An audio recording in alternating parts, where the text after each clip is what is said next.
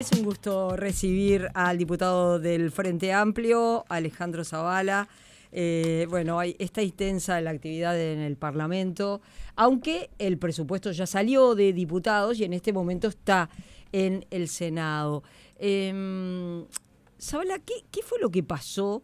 Que escuché a la senadora Constanza Moreira hoy en Canal 12 señalar que hay 80 millones de pesos que votó todo el Parlamento, la bancada de gobierno, hasta la oposición, pero es dinero que no tiene financiamiento.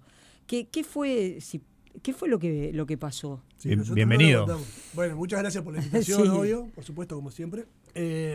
Nosotros no lo votamos, la bancada de gobierno no lo votó. La Constitución es bastante clara con respecto a que el tope de lo que se puede gastar en el presupuesto está establecido por el mensaje presupuestal del gobierno. ¿Bien? O sea, no se puede votar nada que no tenga financiamiento.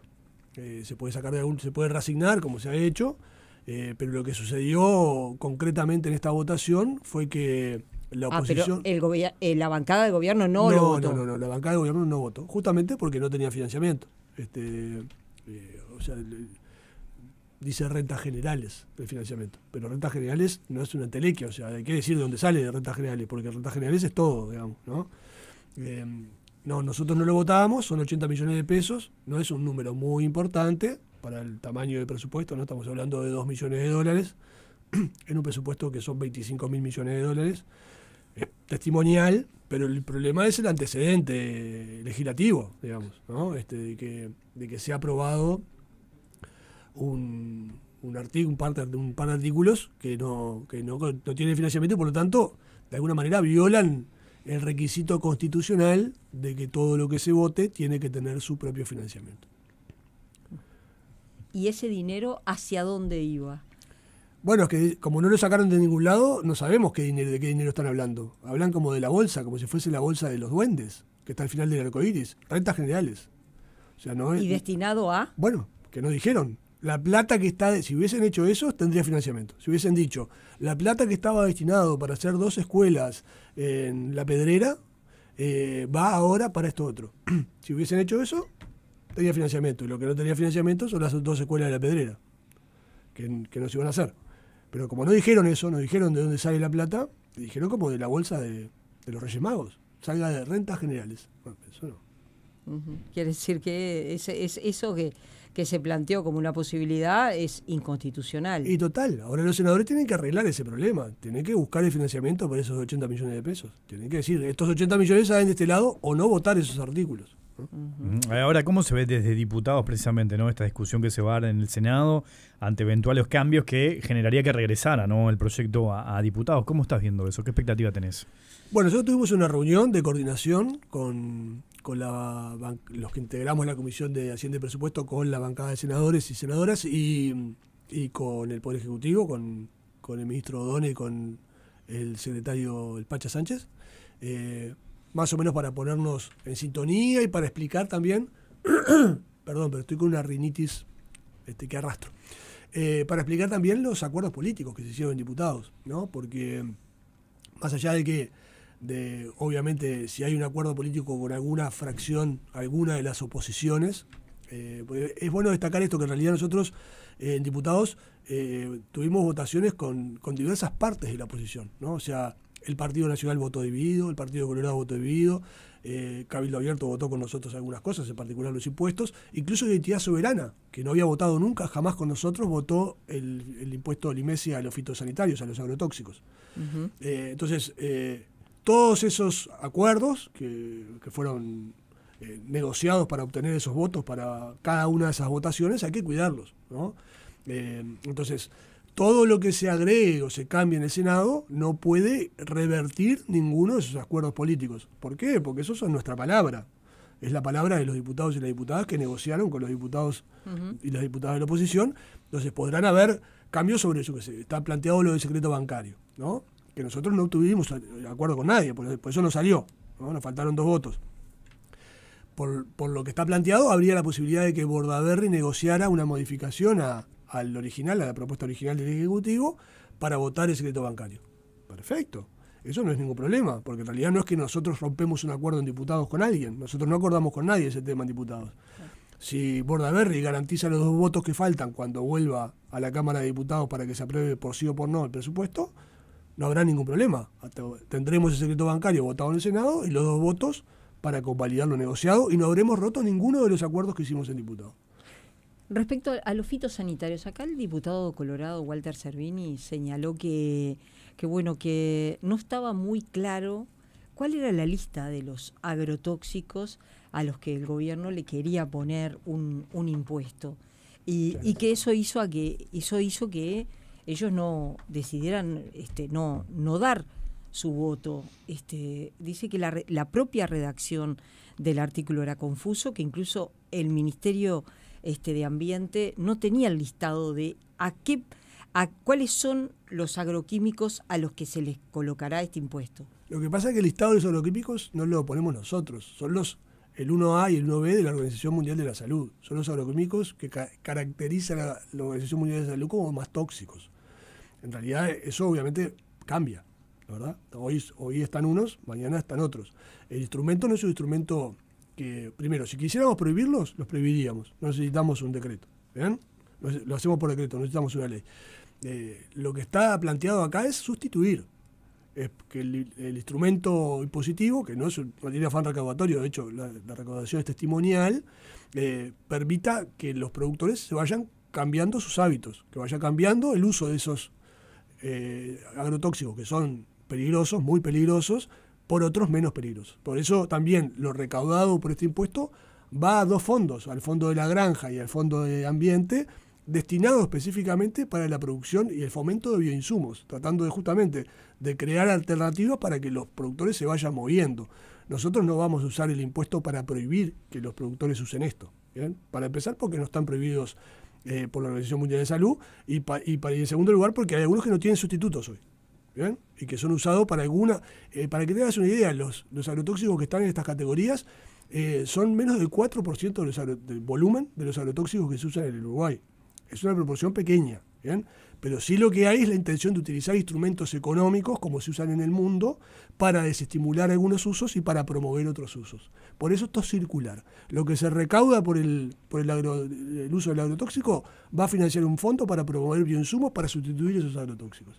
Esta política no la inventamos nosotros, se usa en todo el mundo, ¿bien? Entiendo que a la oposición les parece que ponemos un impuesto, que nuestro afán es recaudar, pero no es así. De hecho, por eso se incluyó que el dinero vaya directamente para fondos específicos para promover los insumos. Uno de los temas que está marcando la agenda y donde la oposición pone foco es la situación de Danza en ACE, ¿no? Allí la oposición señala que no es compatible su actividad privada con el hecho de ser presidente de ACE. ¿Cómo estás viendo esa situación? ¿Es un dolor de cabeza para el gobierno eso? Bueno, no en el sentido de que el gobierno está haciendo su gestión, ¿no? Sigue adelante con su política de salud y en particular con la mejora de la gestión en ACE, que ya la estamos viendo, ¿no? El recorte de la lista de esperas, la aparición de los medicamentos que no estaban. Bueno, hay un montón de mejoras en eficiencia. Ahora también la caída del contrato con el Círculo Católico para unas camas que no se usaban, para hacer un contrato con un prestador público como es el Sanidad Militar. O sea, hay un montón de mejoras que están sucediendo en ACE que son en realidad las que les importa a la gente. Con respecto a la situación de Álvaro Danza, Álvaro además es mi amigo, lo conozco hace muchos años. Cuando el presidente de la República le ofrece el cargo, nosotros resolvimos, Álvaro es de mi sector político además, resolvimos colectivamente hacer un estudio, o sea, preguntar, porque Álvaro tenía mucho más trabajo que esto, era por ejemplo el jefe de la emergencia de La Española, ¿no? O sea, porque hablan de plata, de que Álvaro cobra mucho lo que cobra ahora. No saben cuánto cobraba Álvaro. O sea, un médico de 50 años, que es grado 5, que es una referencia clínica en los prestadores de salud públicos y privados, gana muchísimo dinero. Hoy un director general de cualquiera de la mutualista gana más de $1.000.000, 900.000 pesos, 800.000 pesos. ¿Bien? Imagínense el jefe de la emergencia de una mutualista como La Española. De ese informe que nos hace el Piazzo, resolvemos que hay cosas a las que tiene que renunciar. Por ejemplo, a este cargo. ¿Bien? Porque su carga horaria en ACE son 30 horas y eso le implicaba un montón de horas, mucho más horas, además una disponibilidad media que full time. ¿Bien? Entonces, ¿Qué se queda Álvaro? Se queda con la atención de pacientes, porque es médico clínico, y bueno, sacar 5 años un médico clínico a atender a pacientes es complicado. Se puede hacer, por supuesto, pero capaz que no a los 50 años, capaz que lo puedes hacer cuando se está por jubilar o cuando ya está jubilado, ¿no? Recordemos que Tabaré Vázquez era presidente de la República. Si hay un cargo full time, no sé si hay otro más full time que presidente de la República, y atendía pacientes, y nadie se le preguntó. Fue polémico eso en su momento también, bueno, ¿no? Pero la gente lo saldó, ¿no? ¿Verdad? O sea, no hay un debate entre la gente. Es razonable que el médico mantenga alguna actividad como médico. Podrá ser mayor, podrá ser menor, eso obviamente es discutible, pero que tenga alguna actividad como médico cuando está a los 50 años en la cúspide de su carrera, digamos, con un grado 5 en la facultad, un clínico. Hasta el otro día vi que publicaban que había entrado en el Sistema Nacional de Investigadores, ¿no? También es de los pocos médicos clínicos que están en el Sistema Nacional de Investigadores. En general son los biólogos, son los médicos no clínicos los que están ahí, ¿no? Lo que pasa es que el artículo 200 de la Constitución dice que no puede ejercer actividades mutualistas en la medida que es el jefe de ACE. Bueno, no está en juego su calidad técnica ni profesional, sino que es sobre eso. Es el debate que plantea la oposición, y el tema es hasta qué punto el gobierno va a sostener esta tensión permanente sobre Álvaro Danza, por ACE, que es muy importante, por el propio Danza, por el propio ministerio. Si se puede seguir en esta tensión, o hay que tomar una decisión, porque evidentemente ahora van a interpelar a la ministra Lustenberg por la situación de Danza, y se sostiene que hay incompatibilidad por parte del Instituto de Derecho. Dice, es incompatible que mantenga sus cargos. Bueno, está dividido el Instituto de Derecho, ¿no? Y el informe del Piazzo dice que en realidad la incompatibilidad no es literal, sino que es incompatibilidad de intereses, ¿no? Si se viene beneficiada una de esas mutualistas las que él trabaja por su acción en ACE, ¿no? En realidad la valoración del Piazzo es esa.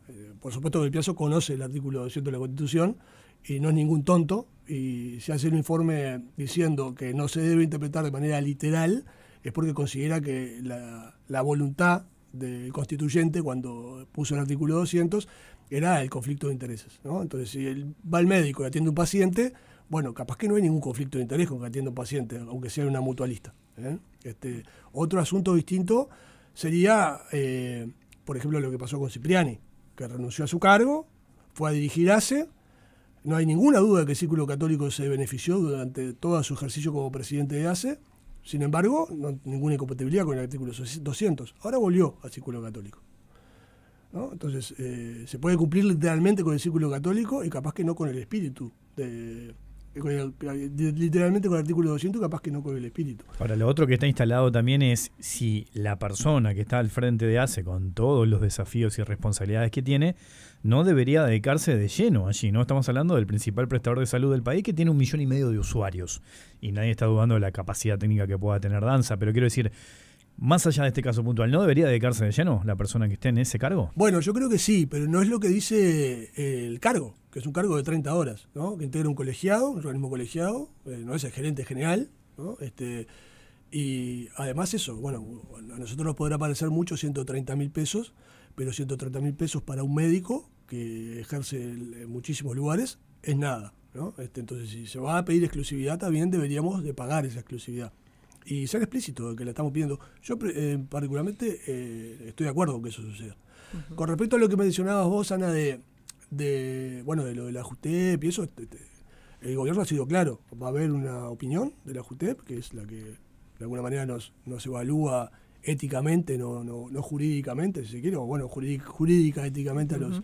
a los funcionarios del gobierno.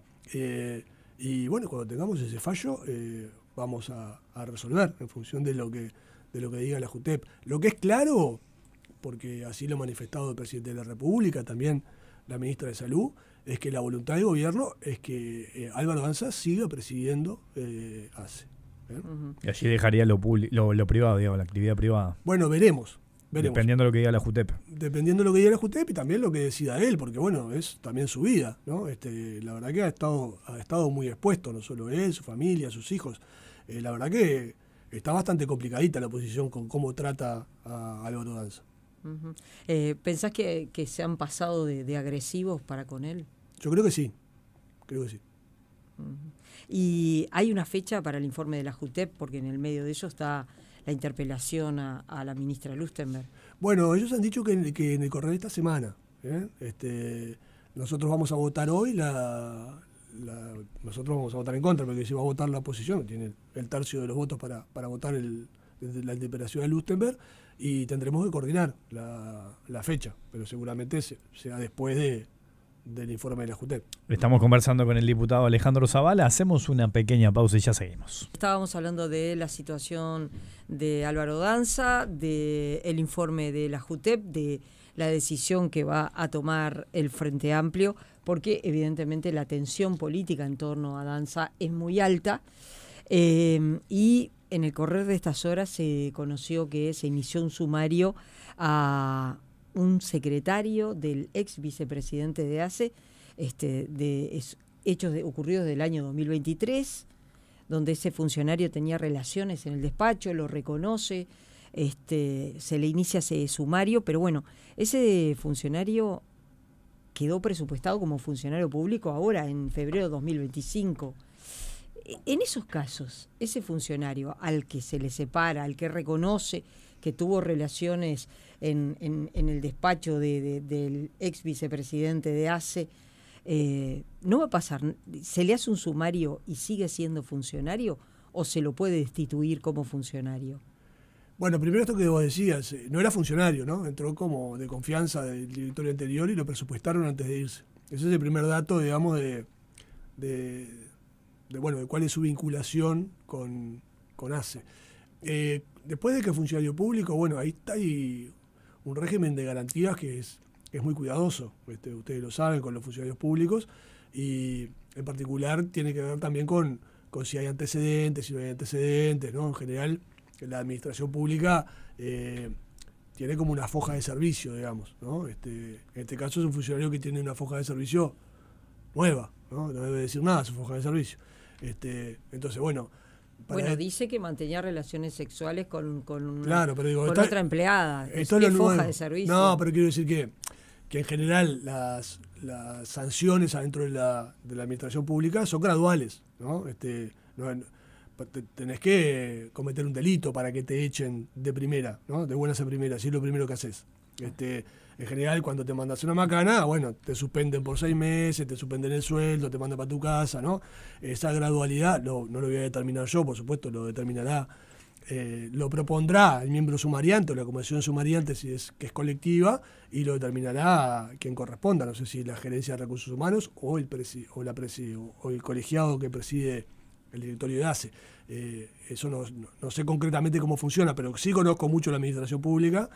Y lo que te puedo decir es que para que te echen por mandarte una sola macana a la primera, tiene que ser una macana muy grande. En general hay sanciones intermedias, algunas fuertes, como esto que te digo, ¿no? Te suspendan por 6 meses sin salario, pero de ahí a echarte, bueno. Seguramente que eso no va a ocurrir. Alejandro, en este momento hay mucha protesta por el presupuesto para la educación. El Frente Amplio se había comprometido al 6+1.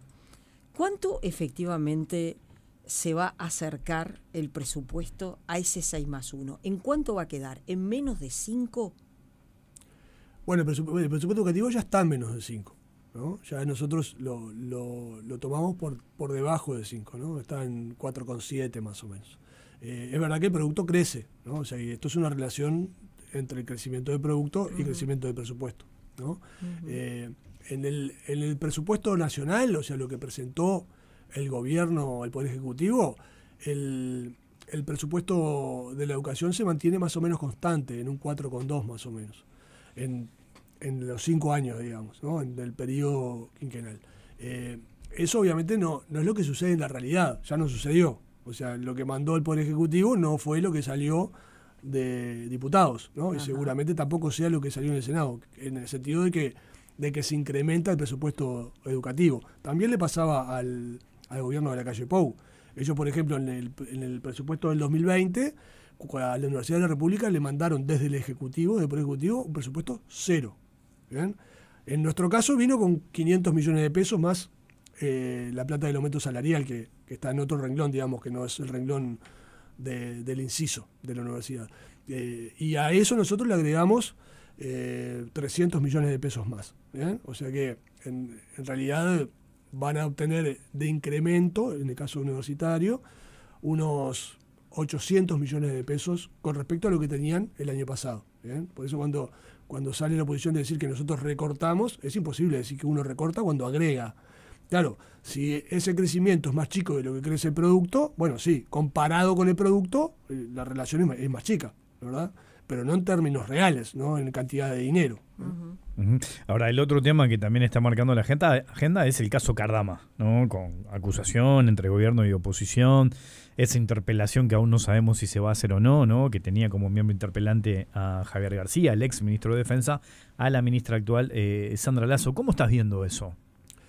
Bueno, con preocupación, porque bueno, lo que parecía ser una torpeza, que era esto de la garantía. Bueno, ustedes saben más o menos lo que sucedió. El gobierno quiso ejecutar la garantía, le pidió al embajador en Londres que fuera hasta la financiera y se encontró que había una inmobiliaria, ¿no? Y que nunca había funcionado esa financiera de un señor ruso que no tiene actividad y que ahora estaba en proceso de cierre. Ahora se agregó además incluso el dato de que el escribano español que habría certificado la garantía o que habría apostillado, bueno, estos son términos más jurídicos, la garantía, pero de alguna manera ha dado la cara por esa garantía, ahora hizo una denuncia penal en España porque dice que esa firma es falsificada. Entonces esto parece la punta de un iceberg, ¿no? Claramente, mirado desde el Estado, ya ni siquiera como fuerza política, ¿no? Como responsables del Estado, como gestores del Estado, parece que hubo una maniobra para estafar el Estado, por lo menos para engañarlo, ¿no? Con respecto a una garantía de 4 millones de dólares.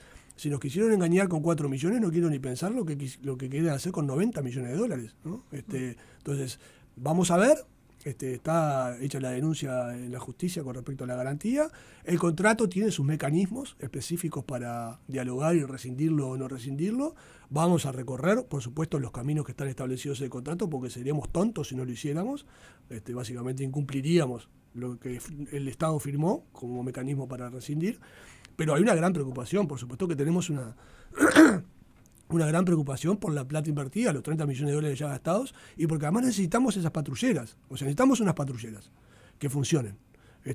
Porque tenemos que controlar el mar territorial, y la verdad es que, bueno, todo parece indicar que va a fracasar este resultado, este camino que tomó la administración anterior. Bueno, tomaremos otro, no sé, sacaremos lo que está construido y lo llevaremos a otro astillero, pero lo que quiero decir es que el gobierno quiere tener esas patrulleras, ¿verdad? Ahora, este tema llevó a que saliera públicamente el expresidente Lacalle Pou, dijo que al presidente Orsi lo habían arrastrado a una operación política, una estrategia política. La oposición dice que el hecho de rescindir el contrato le podría generar un daño enorme al Uruguay, en la imagen del Uruguay, ni que hablar también las consecuencias económicas. ¿Cómo tomás todo esto? Bueno, con respecto al daño que le puede generar a Uruguay, nosotros vamos a seguir lo que dice el contrato. O sea, ningún daño podría generarnos si en realidad cumplimos con todos los pasos que están establecidos en el contrato. Esto de la garantía, además, es jurisdicción nacional. El contrato dice que los problemas legales, los asuntos legales, son de jurisdicción nacional. No hay ningún tratado multinacional ni ninguna cosa que nos condicione. Con respecto a lo de fondo, digamos, bueno, la preocupación tiene que ver con, bueno, cómo hacemos con esto, ¿no? Lacalle Pou sale en defensa de un acto que en realidad puede haber estado equivocado, ¿no? No sé por qué presume que ellos tenían razón y nosotros estamos equivocados. Nosotros en realidad lo que estamos encontrando es que hubo errores, no solo nosotros, ¿no? Ahora están filtrando los informes que hacía el estudio del PIASO a medida que se avanzaba en la constitución del contrato. Bueno, el contrato decía que la garantía había que establecerla 45 días de firmado el contrato y pasaron casi 11 meses. O sea, se violó el contrato antes de que el contrato empezase a funcionar, ¿no? Incluso hay unas conversaciones en las que del PIASO le dice al ministerio que estoy preocupado porque es bastante desprolijo esto que está haciendo Cardama, ¿no? De traer cosas que no están apostilladas, mandar cosas que no se pueden leer, mandarlas sin traductor. Cuando uno empieza a mirar, en realidad lo que ves es turbiedad, ¿no? Sí. Ahora, esta conferencia de prensa de Orsi, Alejandro Sánchez y Jorge Díaz se da después de que el presupuesto sale de diputados, ¿no? En donde el gobierno tuvo que negociar porque no tiene mayoría, y ahí es donde la oposición dice, bueno, acá hay estrategia. Esperaron a que el presupuesto saliera de diputados y salen con esta conferencia. ¿Fue algo de eso? ¿Hubo estrategia? No, siempre hay estrategia. Eso decir que lo contrario sería una tontería. Lo que pasa es que en este caso no están correlacionadas, ¿no? Tenía que ver con el vencimiento. Pasó un tiempo, había un tiempo para renovar la garantía o para sustituirla por otra, y después había un tiempo para ejecutar la garantía. Si nosotros teníamos ese tiempo para ejecutarla, no la ejecutábamos, si después la íbamos a reclamar, no teníamos manera de cobrarla, ¿no? O sea, sobre el plazo de ejecución de la garantía la fuimos a ejecutar. Y después esto otro que vos mencionabas, que ya me lo han dicho en varios programas de radio, esto de que el presidente Orsi como que no manda, ¿no? La otra vuelta me decían, el capanga es Odone, ¿no? El rey del Consejo de Ministros es Odone. Y yo le decía, tengan ojo, porque una cosa es el estilo chabacano de Yamandú, de que conversa con todo el mundo, que dialoga, pero el que toma las decisiones es él, para algo es el presidente. Hemos tenido distintos estilos de presidentes, y me parece que nos está costando un poco adaptarnos a este estilo de Yamandú, que es un estilo de trabajo en equipo, que es un estilo consciente, racional, pero que no es que lo llevan por arriba, ni que Odone manda, ni que manda el Pacha Sánchez. El que manda es el presidente, como en cualquier lugar del mundo, ¿eh? Los presidentes mandan. Después se dejarán convencer o no se dejarán convencer, escucharán varias opiniones, pero el que tenga alguna duda que Yamandú Orsi es el que comanda este gobierno se equivoca. Lo digo por experiencia propia, porque lo he visto tomar las decisiones. Las encuestas están dando al gobierno bajar en la consideración, en la aprobación de la ciudadanía. Creo quizás esté vinculado con la situación de la seguridad, pero también con el malestar, con los consejos de salarios, con el malestar, con el presupuesto vinculado desde la educación hacia distintos ítems, ¿no? Porque bueno, vos hablabas de la universidad, pero también está todo el capítulo de la ANEP, de la formación docente, que ahora se está protestando porque va a haber carreras que no se van a poder abrir, la formación docente va a perder recursos o no va a tener los suficientes. Entonces, toda una cantidad de temas que hacen que hoy la consideración de todas las encuestas es que el gobierno está en desaprobación. Bueno, es que en realidad estamos atajando problemas, no hemos parado de atajar problemas, ¿no? Empezando por el Neptuno, hemos estado tratando de solucionar las cosas que dejaron mal hechas, esa es la verdad. En el caso que mencionabas tú de formación docente, ellos nos dejaron un presupuesto de la ANEP de financiado 1.200 millones, de los cuales casi 700 y pico son de formación docente, ¿no? Entonces, lo mismo nos pasó con ACE, con los 280 millones de dólares que nos dejaron de deuda, lo mismo nos pasó con el Ferrocarril Central. Cuando empezamos a mirar, en realidad teníamos una explosión del gasto en el último año de la gestión anterior, con mucho menos recursos, con impuestos que se habían adelantado de empresas públicas para pagar el déficit del año anterior, o sea, UTE recaudo de impuestos, Antel recaudo de impuestos, la OCE recaudo de impuestos, eso se vierten después. Bueno, se le pidieron que se lo adelantaran antes de que le correspondiera. ¿Para qué? Para tapar agujeros, porque gastaron mucho más de lo que tenían para gastar. Nos proyectaron un déficit de 2,8 y lo vamos a terminar en 4,2 este año. O sea, son 1.200 millones de dólares que se patinaron y que nosotros tenemos que acomodar con la situación que tiene el país, con un crecimiento endeble, ¿no? Tuvo 1% de crecimiento promedio en los últimos 10 años, que recién ahora está retomando la senda de crecimiento, proyectamos 2,3, 2,4, 2,5. Todo eso con el agujero que nos dejaron, porque no podemos dejar de pagar las cosas, y ajustando los números lo más posible. Y además con nuestras propias prioridades de campaña, con la pobreza infantil, con la marginalidad. O sea, si miramos el presupuesto, el 40% del presupuesto está destinado a atender a las infancias y las adolescencias vulnerables. El bono crianza, las becas Gutiá, el aumento de los comedores en secundaria para que las becas, para que los gurises no dejen de ir a secundaria, el aumento del tiempo extendido en primaria. O sea, cuando empezamos a focalizarlo, dimos cuenta que no nos quedaba casi plata. Por eso el presupuesto solo se incrementa en 140 millones de dólares. Es poquitísimo lo que se incrementa. ¿Por qué? Porque tuvimos que tapar todo el resto de los agujeros. Bueno, formación docente es parte de ese problema también, ¿no? Entonces, no conozco los detalles, me he enterado obviamente como ustedes, un poco por la prensa y un poco por la interna del gobierno, pero hubo una expansión, hubo un derroche, hubo una la marchanta, ¿no? O sea, grupos que tienen 3 estudiantes, ¿no? Que está bien, capaz que hay que hacerlo, pero capaz que hay que hacerlo de otra manera, capaz que hay que pensar de otra manera para que esos recursos sean mejor utilizados. Hay obviamente todo un debate que tiene que ver también con los contenidos de formación docente, que también son importantes y que ahí los sindicatos están muy activos porque hubo una reforma, ¿no? Hubo un cambio de plan, hubo un cambio de estrategia. Entonces, no me quiero meter en los temas de Pablo Cayán y de los compañeros que están en la ANEP, pero confío en ellos, que son personas razonables y que lo están haciendo lo mejor que pueden, por supuesto con las restricciones económicas que tiene el gobierno. Diputado Alejandro Zavala, muchas gracias por tu participación esta tarde en Palabras Cruzadas. Gracias a ustedes por la invitación.